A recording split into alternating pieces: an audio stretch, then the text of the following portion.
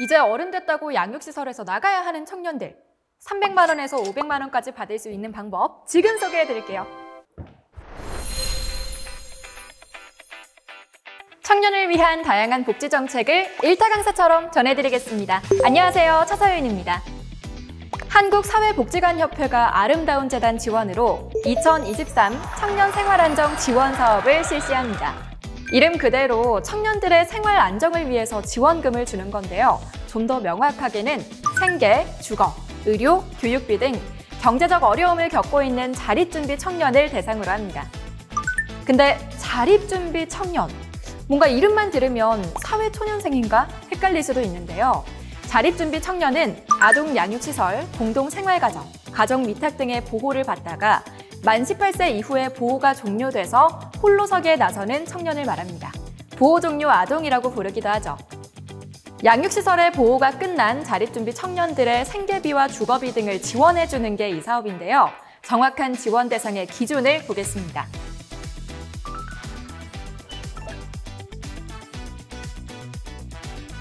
첫째, 그룹홈을 포함한 전국 아동 양육시설 및 가정위탁 보호가 종료된 만 18세에서 28세에 경제적 어려움이 있는 자립준비 청년입니다. 여기서 그룹홈이 뭐냐 하면 보호가 필요한 소년, 소녀 가장들에겐 시설 보호보다 가정보호가 더 효과적이다 해서 관리인 1명이랑 아이들 4-5명을 모아서 가족처럼 살게 한 제도입니다. 그리고 이어서 두 번째 기준도 볼게요. 소득 기준입니다. 소득은 수급자 및 차상위에 해당하거나 기준 중위소득 100% 이하여야 합니다. 기준 중위소득 100%는 이 표를 참고해 주시면 되는데요. 1인 가구는 207만 원 정도네요. 시설 보호가 끝난 후에 동생이랑 같이 살거나 결혼을 해서 배우자랑 같이 사는 경우도 있을 거잖아요. 그런 경우에는 2인 가구 기준을 보면 됩니다. 본인의 가구원 수에 따라서 정확한 금액을 확인해 주세요. 그리고 이 1번이랑 2번을 모두 충족해야만 신청할 수 있습니다. 근데 만약 2023년 현재 외부의 유사한 지원 사업이나 아름다운 재단의 지원 사업에 지원을 했거나 2021년도 혹은 2022년도 자립준비 청년 생활안정 지원 사업에 이미 지원했다면 신청할 수 없습니다. 그럼 지원금은 몇 명에게 얼마나 지원될까요? 우선 지원금은 생활안정 지원금이랑 긴급 지원금으로 나뉘는데요. 생활안정 지원금은 70명, 긴급 지원금은 최대 5명까지 지원합니다.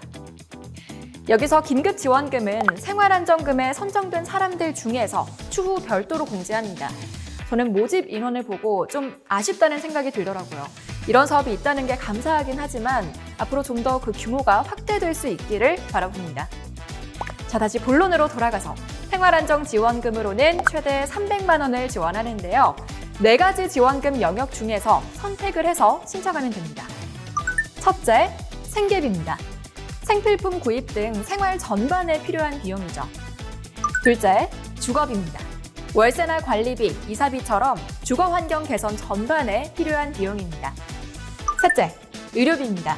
병원 진료비, 수술비, 약제비를 낼 때 본인이 부담하는 금액이랑 보청기나 휠체어처럼 필수 의료 보장구를 구입할 때 필요한 비용입니다. 넷째, 교육비입니다. 등록금, 학원비, 교재 구입비 등 교육 관련 비용이에요. 이 4가지 영역 중에 선택을 하면 되는데요. 중복 신청도 가능합니다.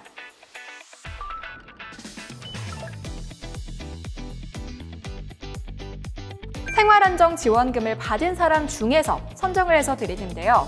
선정이 되면 의료비와 주거비 항목 중에 골라서 1인당 최대 200만 원을 추가로 지원받을 수 있습니다.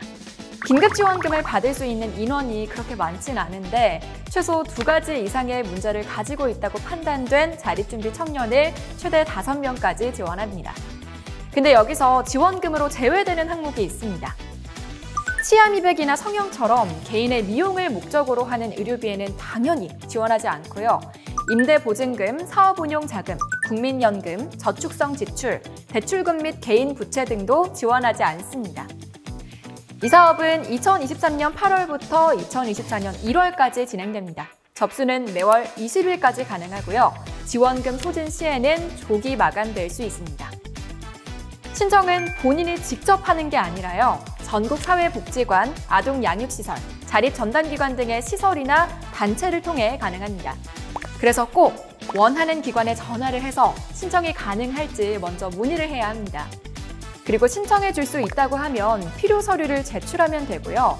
신청기관이 검토를 한 후에 협회로 신청서와 서류를 제출합니다. 신청서는 아름다운 재단 누리집이나 한국사회복지관협회 누리집에서 다운받을 수 있고요. 이 신청서를 받은 기관은 이 이메일 주소로 협회에 보내게 됩니다. 사업 진행에 변동사항이 없다면 신청한 다음 달 1, 2주차에 지원자가 선정되고요. 2, 3주차에 지원금이 지원된다고 합니다.